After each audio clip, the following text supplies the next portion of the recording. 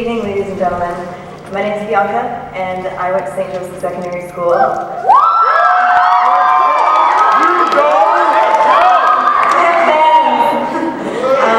I graduated from University of Toronto this year, and being involved in drama and the arts at St. Joe's has been wonderful and has pushed me to pursue my love for music and singing.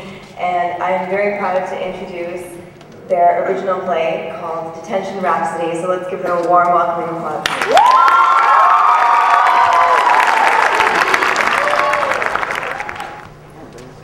It's like this. I need to maintain a certain grade point average so I can play on the football team. And between games, practice, and working out, I don't have a hell of a lot of time to study. Anyways, we had this test in history, and this nerd sitting beside me, and I'm like, dude, let me see your paper. And he's all like, no. And I'm like, dude, come on. And the teacher comes over, and she's like, what's going on? And the kid rapped me out, and I got a 0, which totally screwed me. Are you telling me that this little punk would have helped you cheat? Yeah, so later that day in gym class, he was standing there watching the girls jazzercise, and I ran up behind him and pulled down his shorts. Oh, snap! But at the same time, his underwear came down too. And when he reached to go pick him up, he fell over. And by that time, the entire girls' class surrounded him. Oh, double snap! Double snap? Really? Anyways, I felt bad about it. But did you make me get a 0 on my history test? We all heard about that. Yeah, people were taking pictures with their cell phones and sending them to everyone. Oh, let me guess. Triple snap? Yeah, but you didn't see his face. Only his little thingy. So it wasn't that bad. So then what happened? I got sent to the office, and they wanted to send me home. But coach made me stay for practice instead. When I finally did get home, my dad was more pissed about the history test than anything. You got a golden opportunity, sport, and you're throwing it away. You ruined that kid's life, bro! Okay, Ginger Snap, speaking of ruined lives, what brings you here? Man, I didn't do nothing like that. My science teacher just hates me. I'm sure she has no reason to. She asks me questions, but she knows I don't know the answer. You know, you just don't try, right? Yeah, so anyway, she like asked me a question, and I'm like, man, I don't know. And this little tart who sits right in front of me answers it all the time, like 20 times a class. So I'm in the caf and I see this retard go up to Stacy Morgan, who's really hot. She's top 10, but will never break top 5. Whatever, she's hot. So I go over to this guy, take his can of Coke, shake it up a bit, and I'm like, hey bro, you're good at science, right? Can you tell me why? When I shake a can of Coke and open it, it explodes, and I crack it open, and explodes all over his hair, his nose, his ear, all over. Stacy was like laughing so hard, she was starting to smell like a pig. Another reason why she'll never make top 5. So let me guess, you got sent to the office and they sent you home. For 3 days, bro. But it was worth it. I played Xbox for 3 days straight. I perfected my skills. Oh, and I laid down some tracks on my CD. You guys are just totally cold-blooded. Yeah, you can't just spray Coke on someone. Go give them zits. How do you think you felt? You know, sitting in front of a hot girl. She's only top 10. Okay, in front of a top 10 girl.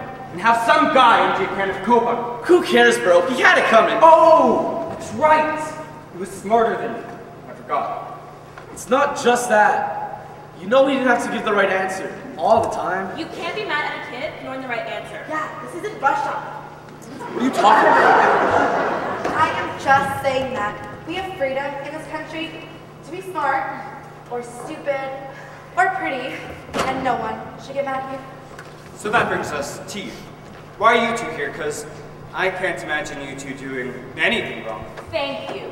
We didn't do anything wrong that normal people wouldn't have done when their way of life is threatened. Huh, this I gotta hear. Okay, so Lindsay's done when it comes to math, right? And guns. True, but for this, we're gonna stick to math.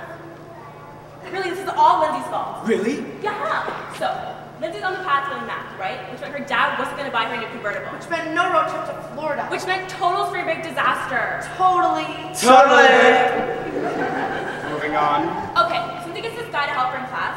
You know, one of those, A tutor? yeah, that's it. So, she gets this geek tutor to help her in her class, and by midterms, she's passing. And it's only to get the convertible for a spring break. So when will you two be getting to why you're here? I'm getting to it right now. So, we're sitting in the cafe making plans for the road trip. And the tutor geek comes up to our table and sits down and starts talking to us while eating his lunch. It was the brown bag lunch too. He had a juice box, people. A juice box. It was totally embarrassing. Totally. Still waiting for the punchline. Okay, so we decided to get him back for totally embarrassing us and desecrating our table. Desecrating? Yeah. Geeks have to learn there are rules, and when those rules are broken, there are consequences. Consequences? Yeah. Anyway, saw Lindsay passing out. And a new convertible. We decided to make the geek a little thank you cake. You know, one of those high five cakes. With chocolate all around it, but instead of using chocolate, we used Egg slabs! We sat him down at our table in the middle of the calf and presented it to him. And I was like, you have to eat it right now or it'll hurt my feelings. And he was all like, no one has ever done anything before. He sat down at our table and ate it, and beads of sweat started dripping down his face.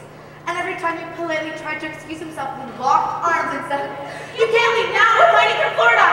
And finally, it happened. The thank you cake made a very explosive reappearance, if you know what I mean. Then I jumped up and screamed, "Oh my God, you cracked yourself, Rose!" And as we backed away, everyone came closer and closer, and we left him there to clean up his mess. The center of the cab, in the middle of lunch. You two are just plain evil. Easy, Mr. Innocent. It's not like I pulled on his pants or anything. You made that kid cry himself, and you just left him there. So what did he do? I don't know. He just sat there in his own crap. With this look of...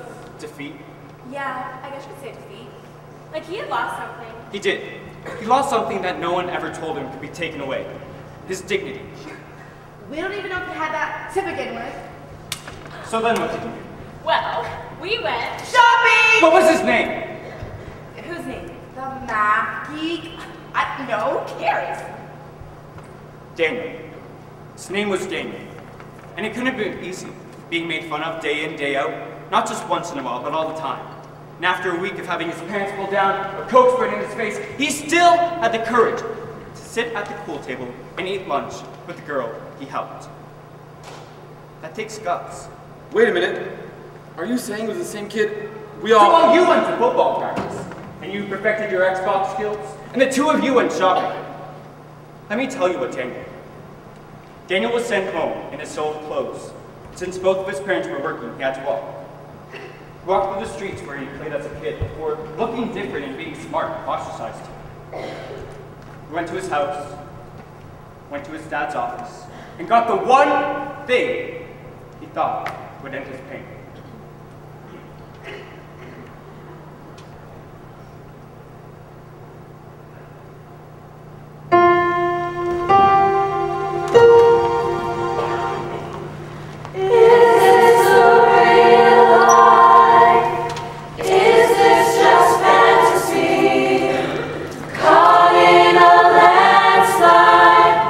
Escape from reality.